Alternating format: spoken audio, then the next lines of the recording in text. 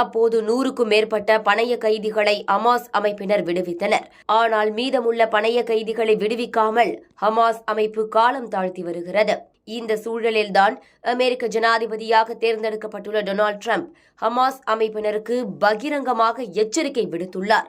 Hamas பிடித்து வைத்துள்ள பணைய கைதிகளை மிக விரைவில் விடுவிக்க வேண்டும். அப்படி விடுவிக்காவிட்டால் அது ஹமாஸுக்கு நல்லதல்ல. உண்மையில் இது யாருக்கும் நல்லதாக இருக்காது. அவர்கள் முன்பே விடுதலை செய்யப்பட்டிருக்க வேண்டும். ஹமாஸ் அமைப்பினர் இஸ்ரேல் மீது தாக்குதல் நடத்தி இருக்கக்கூடாது. இஸ்ரேலில் உள்ள பலர் என்னை அழைத்து பணைய கைதிகளை விடுவிக்குமாறு கெஞ்சி வருகின்றனர்.